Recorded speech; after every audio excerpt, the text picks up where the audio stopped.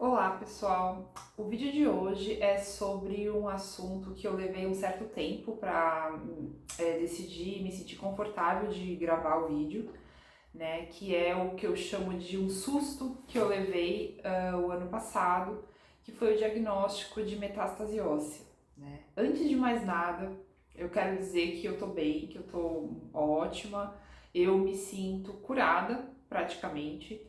Eu vou explicar tudo aqui no vídeo, né? Mas então eu já quero de antemão falar, porque o que acontece é um assunto que eu justamente levei bastante tempo para compartilhar, porque essa palavra, né? A palavra metástase, ela nos assusta muito, tremendamente, né? E eu justamente demorei para compartilhar esse vídeo, para gravar este vídeo, porque nem eu sabia exatamente o que estava acontecendo comigo e como que seria, o que aconteceria, né? Então eu não quis alardear e também não quis assustar, né, as pessoas. Tanto que também é uma informação que eu falei para pouquíssimas pessoas do meu convívio na época. Inclusive falo apenas assim quando alguém pergunta mesmo, né? Mas mesmo assim eu compartilho em quando o assunto são fóruns de mulheres ou quando eu sou chamada para dar um depoimento sobre a minha história para mulheres específicas que estão passando pelo mesmo pelo tratamento, né? Porque eu acredito que é uma informação bastante útil para todas nós. De repente, você que está me assistindo aqui, você pode ter recebido essa notícia, né? Ou, enfim, você pode tá em tratamento e, enfim, mas é um assunto que é bem delicado de falar. Eu tinha muito medo também de compartilhar, ou receio de ficar assustando, né, outras mulheres que estão bem, que já se curaram, que já passaram por tudo, e de repente eu venho aqui e posto um vídeo falando da metástase óssea. Mas eu cheguei à conclusão de que, assim, gente, assim como todos os vídeos que eu tô gravando são vídeos completamente pessoais e particulares da minha história, este é mais um deles, né, e não tem como eu não contar algo que aconteceu comigo, né, e eu vivi, né, bastante intensamente aí ao longo do último ano, porque já tem um ano que eu convivo, né, com essa história, e muita coisa aconteceu, eu acho que muito aprendizado, então por isso que eu tô compartilhando. Se você caiu aqui de paraquedas no canal, meu nome é Gabriela Gasparim e eu compartilho então desde 2000, aliás, eu compartilho não é desde 2018, desde 2018 foi quando eu tive o diagnóstico de câncer, né, aos 32 anos na época, e aí eu passei por todo o tratamento, na época eu não gravei os vídeos, eu não tinha vontade durante o tratamento de gravar os vídeos, eu comecei a gravar depois, aproximadamente um ano depois que eu já tinha terminado o tratamento protocolar, né, que no caso, a gente passa por várias etapas, no meu caso eu passei, né, pela cirurgia, depois eu congelei os óvulos, depois eu fiz quimioterapia, depois eu fiz radioterapia, então assim, eu fiquei de maio de 2018 até março de 2019 passando por todas essas etapas. Em 2019 eu tive a alta, né? Foi aquele momento que eu bati o sininho no hospital, não sei, né? No meu hospital tem aquele tradicional sininho que a gente toca quando a gente recebe a alta da radioterapia. No meu caso, a radioterapia foi, o final da radioterapia foi como se fosse a alta, né? Embora depois eu ainda tivesse dado início ao hormônio terapia com o tamoxifeno, e que eu já gravei também vídeos aqui a respeito, né, para contar um pouquinho sobre isso, né? Não vou ficar explicando tudo aqui, senão não vai dar tempo, porque esse vídeo vai ficar muito longo.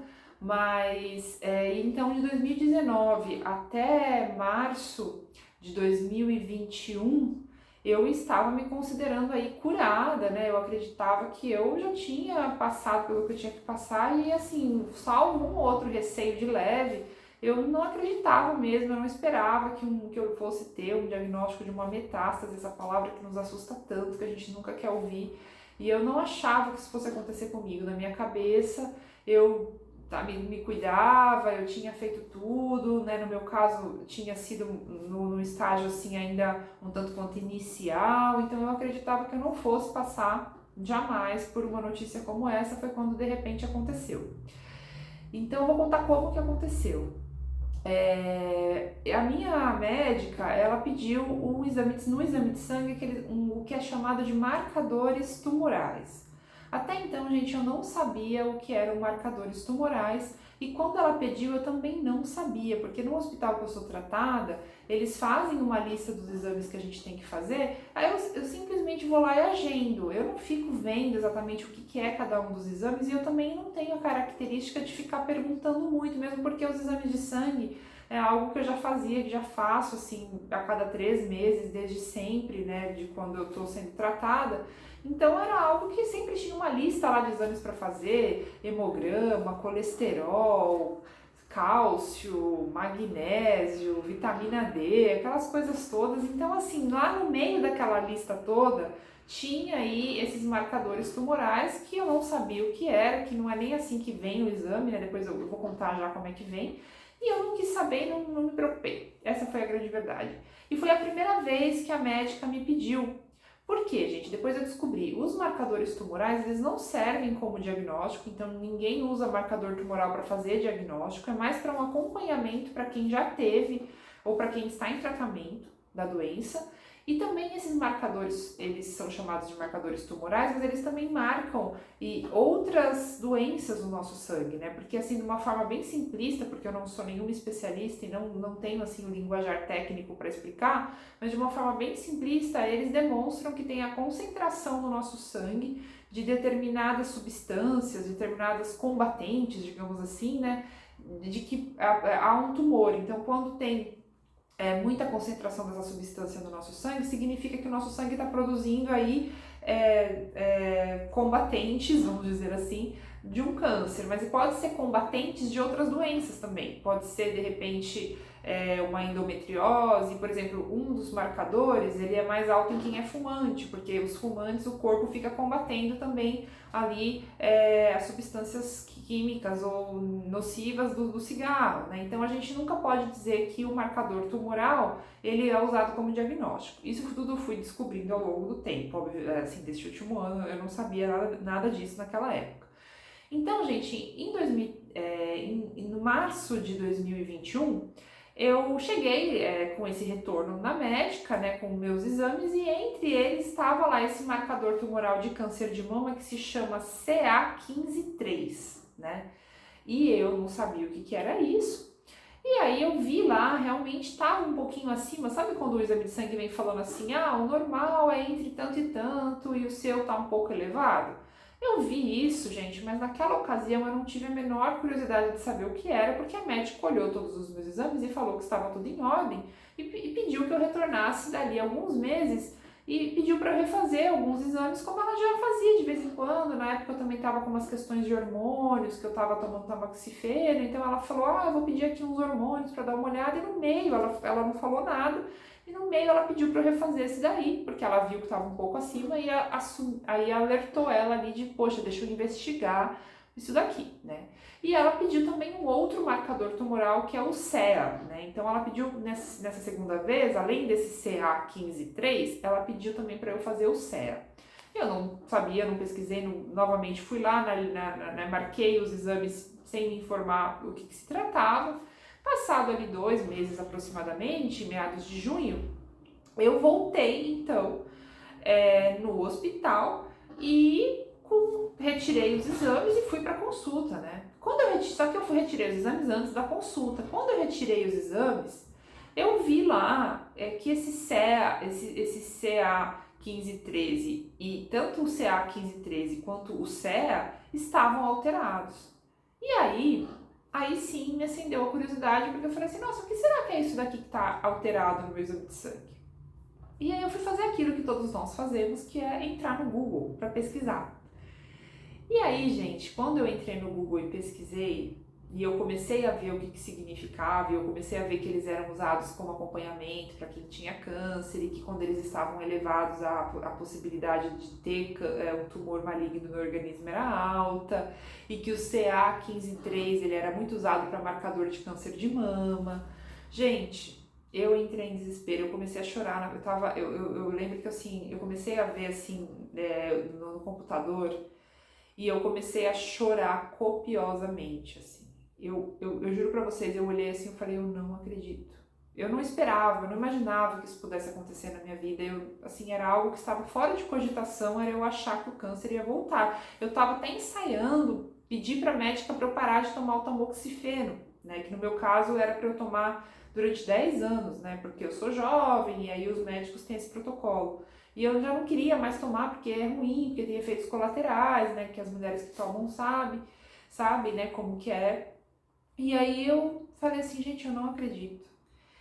E aí, gente, entrei em desespero, né, aos prantos, cheguei na consulta médica aos prantos e a doutora olhou aquilo e ela falou, calma. Eu falei, doutora, eu já pesquisei, eu já vi, eu falei, e agora? Ela falou, calma, calma, pode não ser nada, tava alterado, mas não era tão alterado assim. E ela falou, agora a gente vai fazer um check-up geral, a gente vai fazer um exame em todo o seu organismo só para ver de repente se tem aí algum sinal de que o câncer realmente voltou. Ela falou, pode não ser nada, pode ser outra coisa, não vamos desesperar, né? Ela foi super assim cuidadosa nesse momento, mas obviamente que internamente já acionou uma série aí de medos dentro de mim. E eu realmente fiquei muito preocupada e aquilo caiu como um peso enorme nos meus ombros, porque eu peguei e falei assim, eu não acredito, né? Eu achava que eu estava curada, eu não acredito que eu estou passando por isso. Foi um pesadelo, gente, foi muito difícil mesmo. E aí eu tinha então 2 meses para fazer vários exames. Ela me pediu então, como ela não sabia da onde que poderia estar surgindo esse tumor, né? Ela pediu para que eu fizesse um check-up de vários tipos de órgãos. Então eu fiz tomografia de tórax, de pelve, eu fiz densitometria óssea, eu fiz cintilografia óssea, eu fiz uma série de exames, né? Fiz mamografia, creio eu, acho que a mamografia já tinha sido feita, mas enfim, gente, foram vários exames. E repeti os exames de sangue e ela falou, faz tudo isso, depois que você terminar de fazer todos os exames, você volta aqui. Nesse período, demorou aproximadamente 1 mês e meio, 2 meses, até eu marcar tudo e voltar para ela com os resultados.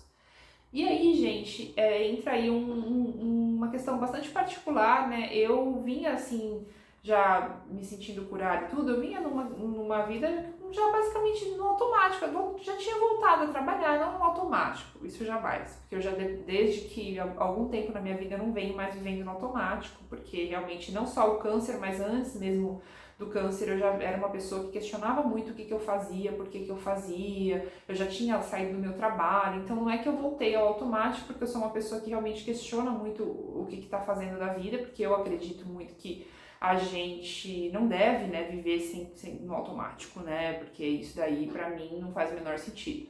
Mas eu já estava vivendo assim, dando muita atenção a de repente projetos de trabalho, eu tava prioridades que às vezes não eram as melhores, e aí eu peguei e falei, gente, né, eu posso morrer rápido, né? Foi quando veio pela primeira vez esse medo, porque da outra vez, quando eu tive o diagnóstico né, no câncer de mama, em 2018, eu confesso para vocês que não veio esse estalo muito em mim, porque os médicos todos falavam que tinha 95% de chances de cura, que o meu câncer não era tão avançado assim, né? No final das contas ele estava no nível 2, então não era um nível era intermediário, mas eu também tinha um tio, né, gente, que ele viveu 10 anos com um câncer do sistema linfático e ele estava sempre vivo, ele estava sempre bem ali nas reuniões familiares, e por mais que o câncer dele fosse incurável, ele me inspirava muito, porque eu via ele lá vivo há tanto tempo, então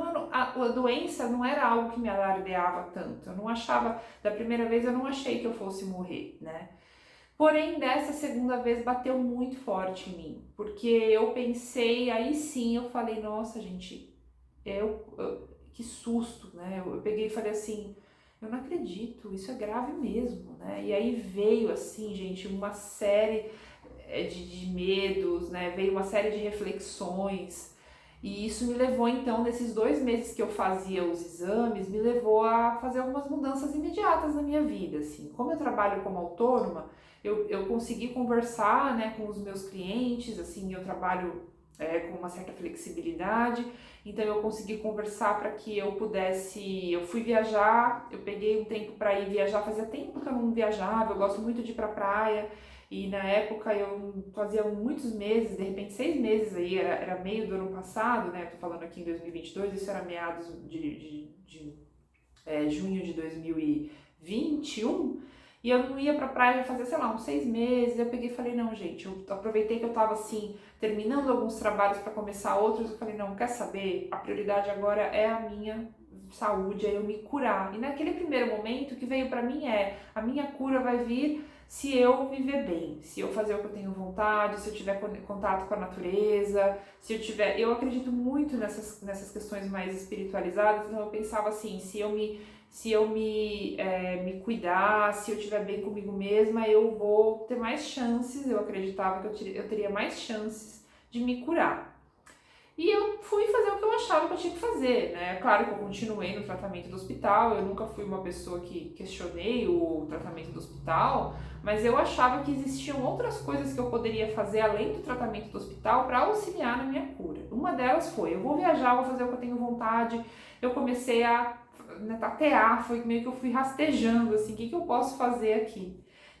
E aí, nesses 2 meses, eu confesso para vocês que eu tinha muita esperança de que ainda não fosse nada, que não poderia não ser nada. Eu não fazia ideia do que poderia ser, né? Era isso, assim, na mama não tinha nenhum palpável, assim, não tinha nada. Recentemente eu tinha feito também os acompanhamentos de mamografia e ultrassom e não tinha saído nada. Então, assim, era algo muito... De onde está vindo esses exames de sangue alterados, né?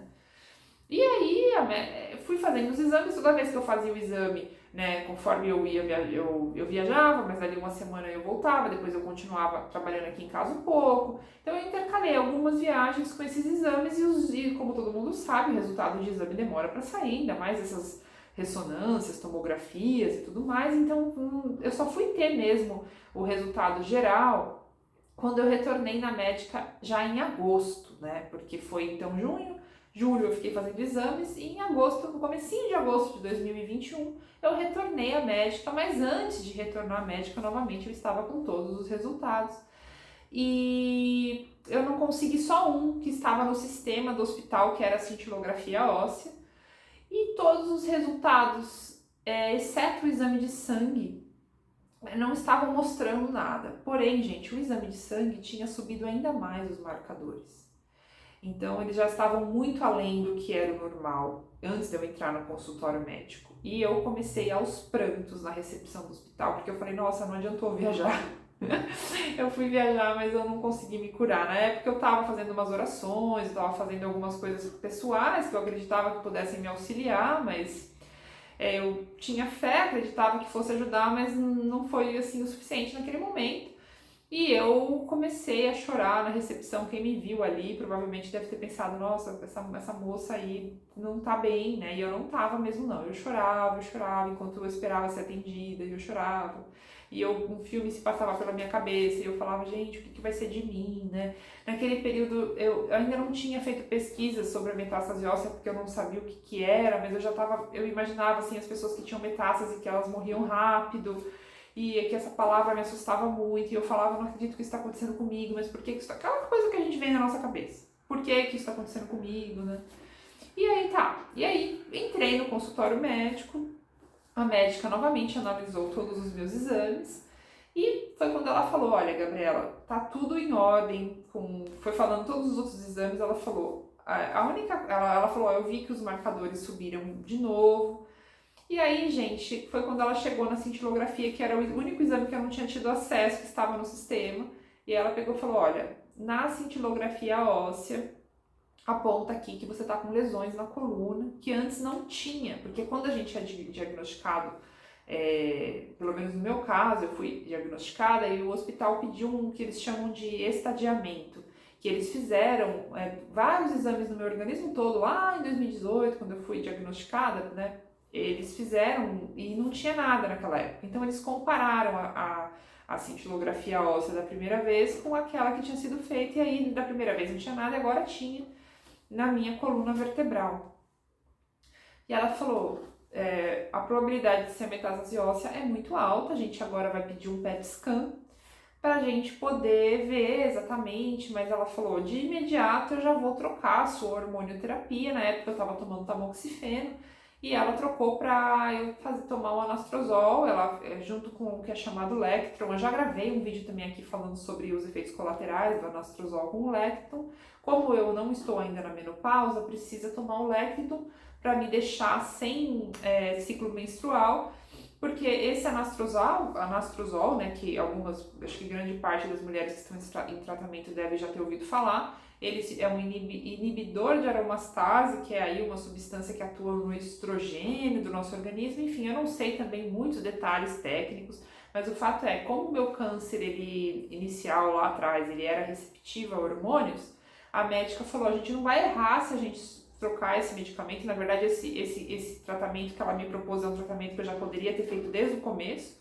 Eu só não fazia porque ele era um pouco mais intensivo, né, do que o que eu estava fazendo com o tamoxifeno. E eu também não queria, enfim, não foi feito.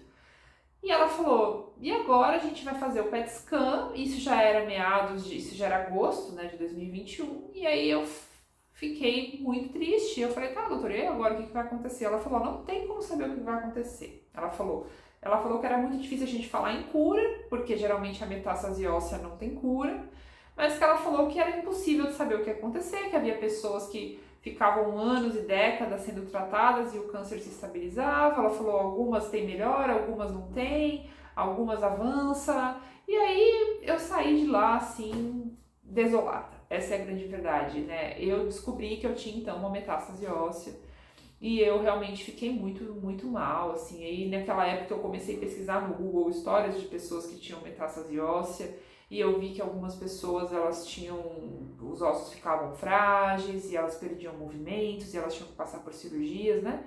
E aquilo me causou um medo muito grande. Eu comecei a pensar que eu não ia mais ter uma vida saudável e que eu não ia mais ser uma pessoa. Eu sou jovem, né? Eu tenho 36 anos agora, na época eu tava com 35. E eu pensava que a minha vida ia mudar e que eu nunca mais ia me sentir saudável, sei lá. Eu pensei, um monte de coisas passou pela minha cabeça, assim, foi muito difícil. Eu lembro que um dia eu estava numa reunião de alguns amigos de um curso que eu faço, e esses amigos estavam conversando sobre suas paqueras, sobre suas vidas, sobre suas questões, né, que nós temos, esses dilemas todos que nós temos na vida. E até então eu era uma das que ficava ali falando sobre meus dilemas, né, sobre trabalho, sobre relacionamentos e tudo mais. E de repente eu ouvindo eles falarem, eu ainda não tinha compartilhado com ninguém, apenas com os meus familiares, né? E eu pensei internamente, gente, eles estão aqui falando sobre essas questões todas, isso pra mim agora não é mais, isso pra mim, isso daí não é importante, porque eu posso morrer, sabe? E eu comecei a ter esses pensamentos, assim. Eu pensava que eu, assim, eu ficava triste, porque pra mim, eu queria estar podendo discutir sobre relacionamentos, mas na verdade eu tava ali com uma questão de que eu tava com uma doença que não tinha cura e que eu poderia só piorar e que daqui a pouco eu poderia vir a morrer, né? E que a minha vida ia ser horrível. Eu já pensei, nossa, será que eu vou ter que fazer quimio de novo? Será que eu vou ficar careca de novo?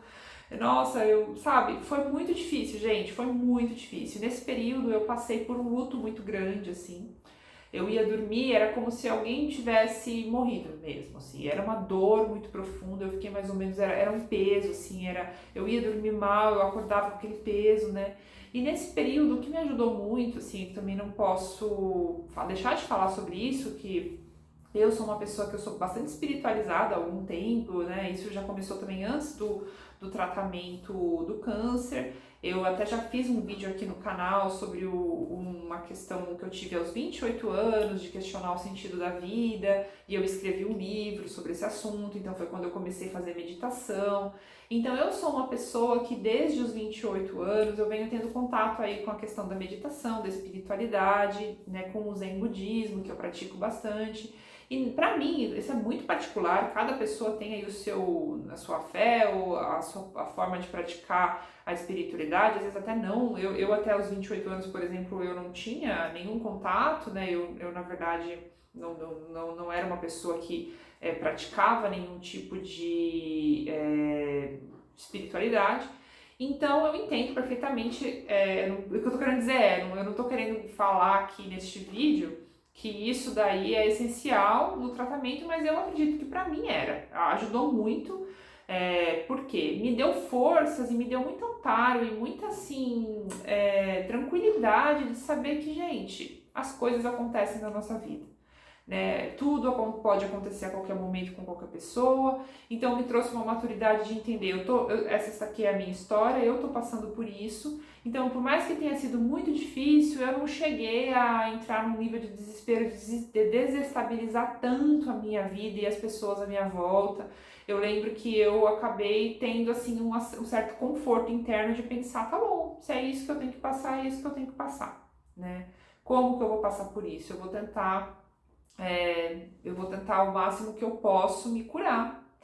Eu vou tentar descobrir por que isso está acontecendo comigo, né? Eu acredito, isso também é outra coisa bastante pessoal, mas eu acredito que o câncer é uma doença que faz a gente questionar muito sobre o nosso estilo de vida, o que que a gente... Porque por mais que seja bastante polêmico falar sobre isso, eu também já gravei um vídeo aqui a respeito daquele vídeo Remissão Radical, então dá uma olhadinha aí nos históricos, né? É muito complicado porque quando a gente está em tratamento de câncer, é muito comum aquele estigma, a pessoa está com câncer, então é porque ela tem questões emocionais, é porque ela é mal resolvida, é porque ela guarda mágoas, e aí fica aquele julgamento, né, em cima da pessoa que, na verdade, está passando por uma situação, e aí algumas pessoas, não todas, olham para ela como alguém que causou a própria doença nela, né? Então é muito difícil falar, é muito complicado a gente falar sobre esse assunto.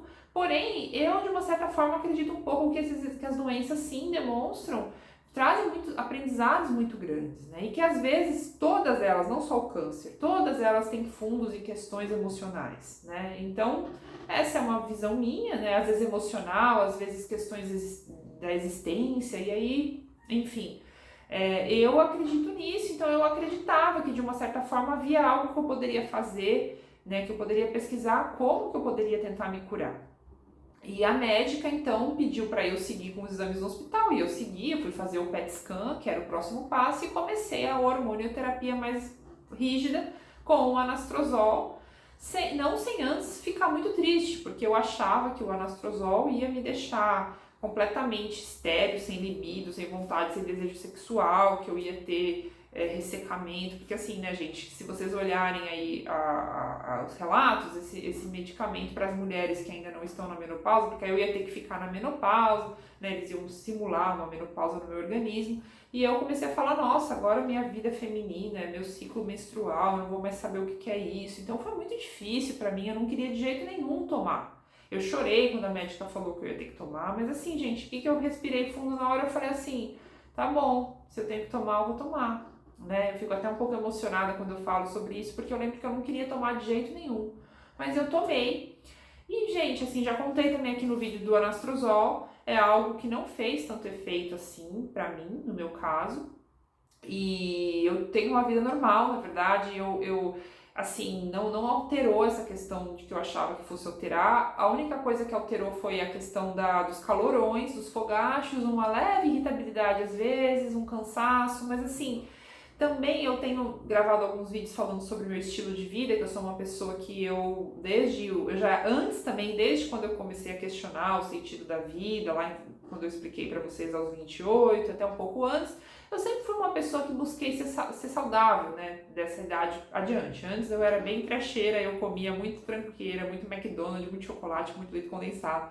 E na minha adolescência também não era nada esportista, enfim, sempre tive questões com alimento, comia muita tranqueira, mas quando dos 20 e poucos, depois que eu comecei a trabalhar e tive possibilidade de fazer academia, eu ia, né? E depois dos 28, desde que eu tinha parado de trabalhar fora e tinha começado a trabalhar como autônoma e trabalhar da minha casa, eu comecei a fazer minha própria comida, então eu fui melhorando um pouco nessa questão da saúde. Então, eu de lá pra cá e depois com o câncer, aí sim, eu mudei radicalmente a minha saúde. E nessa época, quando eu recebi, radicalmente não, então assim, da primeira etapa eu tinha, quando eu tive o câncer da primeira vez, né, digamos assim, Eu mudei, mas não mudei tanto, né? Eu só a parte da atividade física se tornou muito importante, então por conta do tamoxifeno, eu realmente não me permitia ficar sem fazer, porque senão os efeitos colaterais eram piores. Para quem toma, acho que sabe, né? Quando a gente faz exercício físico, os efeitos diminuem muito.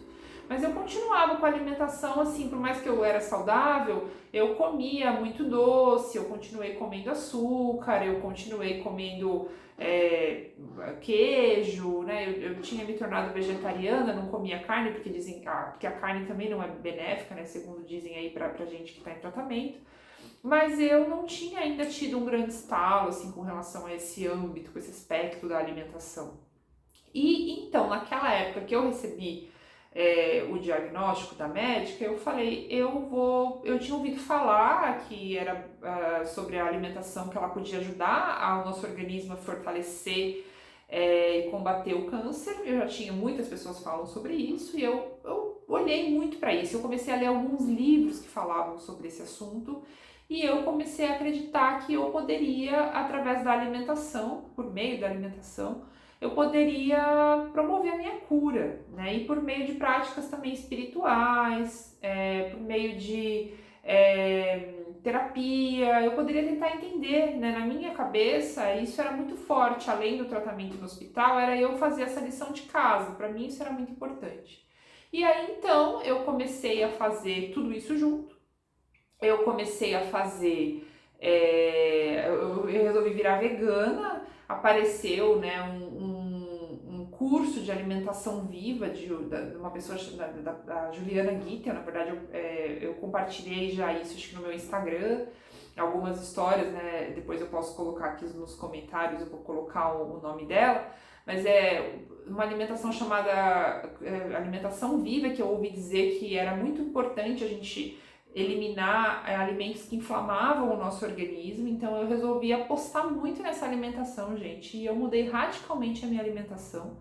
Então eu parei de comer açúcar, eu nunca mais coloquei eu só comi açúcar na minha vida, acho que foi uma vez de lá pra cá que eu fui num casamento que eu comi um bombonzinho e talvez um outro suco que eu tenha tomado que tem açúcar, mas assim, eu não como mais açúcar, eu não como mais farinha, eu não como mais queijo, eu me tornei vegana, né? Então eu parei de comer queijo, eu parei de comer glúten e a minha alimentação ficou muito saudável desde então.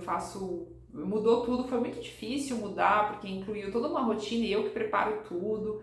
Eu comecei a comer orgânicos com maior frequência. Eu tenho que ser muito grata à vida porque eu tenho a possibilidade de comprar os orgânicos. Eu sei que às vezes algumas pessoas não têm porque são mais caros, né? Mas eu tenho essa possibilidade, então eu como orgânicos hoje em dia, na maioria das vezes, porque dizem que também atrapalha, né, o nosso organismo, os orgânicos. Dizem não, pesquisas científicas apontam, né, os agrotóxicos fazem muito mal para o nosso organismo. E então eu fiz todo esse acompanhamento dessa parte nutricional com o nutricionista, que também me colocou algumas vitaminas para eu tomar, por conta que eu estava mudando a minha alimentação. Eu fiz a atividade física, eu continuei fazendo. Eu comecei a praticar orações de cura que eu vou compartilhar aqui em alguns vídeos mais pra frente, mas uma delas é o Ho Oponopono. Eu vou colocar também aqui na descrição do vídeo como se escreve o Ho Oponopono. Eu não sei se você já ouviu falar, mas o Ho Oponopono é uma oração de limpeza de crenças e é uma oração que não tem nada a ver com religião nenhuma. Ela é havaiana, ela vem do Havaí. E é uma técnica que muitas pessoas usam assim, de diversas crenças, né? Mas que ela é muito poderosa para a gente poder limpar aí, de repente, algumas questões emocionais, energéticas, né, no caso, que possam estar influindo aí na nossa vida. Eu também comecei a fazer reiki, eu fui no centro espírita fazer cura espiritual, eu continuei com as minhas meditações. Eu não sou uma pessoa que tem uma religião fixa, mas eu tenho essa espiritualidade bastante fortalecida. Eu fiz minhas leituras, eu li alguns livros, né? Um deles é um livro da Louise Hay, que é uma norte-americana, que parece que ela se curou também de um câncer. E ela tem um livro muito bacana que se chama Você Pode Curar a Si Mesmo, ou Você Pode Curar a Sua Vida, alguma coisa assim. Eu li esse livro também. Gente, eu fiz uma série de coisas, mas continuei no tratamento do hospital. Depois disso, eu voltei a fazer os marcadores tumorais apenas no final de 2021, né? Nesse período todo, eu fiz o PET scan confirmou o diagnóstico de metástase óssea. Depois eu fiz uma biópsia óssea. Essa biópsia, ela não foi conclusiva, porque, segundo a médica, a biópsia óssea, ela pode ter aí algumas dificuldades se chegar até a lesão, né? Mas eu fui fazer essa biópsia óssea apenas em novembro, ou seja, de agosto. Eu só fui fazer em novembro porque demorou muito, tiveram várias coisas que aconteceram nesse meio de caminho. E acontece que o que aconteceu foi que quando eu voltei em dezembro, quando eu voltei, aí eu fiz, acho que novamente o exame então de marcador tumoral. Comecei a fazer, importante, né? Tomando a hormonoterapia do anastrozol, que já comecei imediatamente, em agosto mesmo, assim que a médica falou que, olha, tem a questão óssea, vamos mudar, eu mudei imediatamente. E comecei com as alimentações, com essas questões todas que eu falei para vocês aí de espiritualidade. E fui fazer os outros exames e quando foi em dezembro, né, de 2021, eu refiz os exames de sangue e eles estavam zerados. Não estava mais com os marcadores tumorais elevados, eles tinham voltado para o nível normal. Eu acredito que tenha sido um combo da alimentação, com de repente o medicamento, com de repente essas curas todas que eu fiz. A verdade eu fiquei estarrecida quando eu vi aquele resultado. E eu falei assim, gente, mas tá zerado. Tava tipo assim, tinha baixado muito pra dentro do normal de novo. E foi um momento de celebração muito grande, né? Quando eu vi que tinha funcionado, eu não sei exatamente o que funcionou, mas tinha funcionado. Depois eu fui fazer novamente esses exames a cada 2 meses, assim, desde então eu tenho feito, eles estão novamente estabilizados, né? E é por isso também que eu demorei um pouco para compartilhar essa história, porque eu falava, nossa, depois eu vou lá, gravo o vídeo, daí um pouco volta, mas assim, né, gente, eu tô contando a perspectiva de como tá agora, eu não acredito que isso vá acontecer, mas de qualquer forma, eu tô aqui compartilhando como tá agora. Então, desde então estão zerados e os meus exames de imagem continuam apresentando lesão na minha coluna, mas a última vez que eu fiz, essa lesão ela estava um pouco reduzida. Então, gente, resumo da ópera. Eu me sinto curada. A última vez que eu fui no hospital, a médica falou que eu estava ótima e que, de repente, essa lesão que ainda tem ali nos exames de imagem, ela pode representar que o osso já está se regenerando, mas que ainda ficou as cicatrizes. Isso pode acontecer e ela falou que existem casos que realmente, assim, as pessoas somem 100%, até as lesões. Assim como tem casos que aumenta, ela falou que não tem como explicar, né? E eu também não sei, eu só sei que eu me sinto bem, eu nunca tive nenhuma dor, eu nunca tive nenhuma questão, né, na minha coluna desde então. E eu realmente acho que, pra mim, eu não sei o que vai ser daqui pra frente. Pode ser que eu continue convivendo com essa realidade de ter os marcadores zerados e alguma coisa na coluna, não sei. O que eu quero dizer eu acredito que estou curada, me sinto curada, sinto que ainda tenho questões, assim, como todas nós, né, a serem resolvidas na nossa vida, mas é um assunto que realmente eu acredito que vale a pena ser compartilhado, até mesmo porque outras pessoas podem estar passando por essa situação e podem vir aí a ficar se sentindo desamparadas ou até mesmo para ouvir, né? Eu procurei, assim, quando eu soube, né, que eu tava com metástase óssea, eu procurei outras histórias de outras mulheres, eu encontrei algumas no Instagram que compartilhavam um pouco, até mesmo cada uma das etapas, né? E isso ajuda um pouco a gente a não se sentir tão só, né? Tão sós, a perceber que outras pessoas estão passando pela mesma história que a gente, né? Então, acho que esse motivo é o que mais me move a acreditar que é legal eu compartilhar a minha história, a história que eu tô vivendo, porque ela pode ser uma história vivida por outras pessoas também. E é isso, gente. Então, este é o vídeo sobre a metástase óssea. Eu espero que eu tenha ajudado. Se você quiser compartilhar, curtir, né, curtir aqui o canal, se você gostou desse vídeo puder dar um like, ajuda muito, né, para poder divulgar este vídeo para mais pessoas. E a partir de agora também eu vou contar aí um pouco mais sobre essas etapas daqui para diante. Vou falar um pouquinho mais sobre os marcadores, vou falar um pouquinho mais sobre o Zometa, que eu esqueci de falar, o Zometa que eu tomo a cada 3 meses, um medicamento que é para fortalecer os ossos, né? E esse medicamento, ele ajuda muito quando os ossos estão começando a ficar frágeis, né? Então a médica me deu para já desde então não ter esse problema. Eu vou fazer um vídeo mais pra frente sobre esses efeitos colaterais e acho que é isso, acho que eu falei tudo e espero que eu tenha ajudado, agradeço muito e até o próximo vídeo.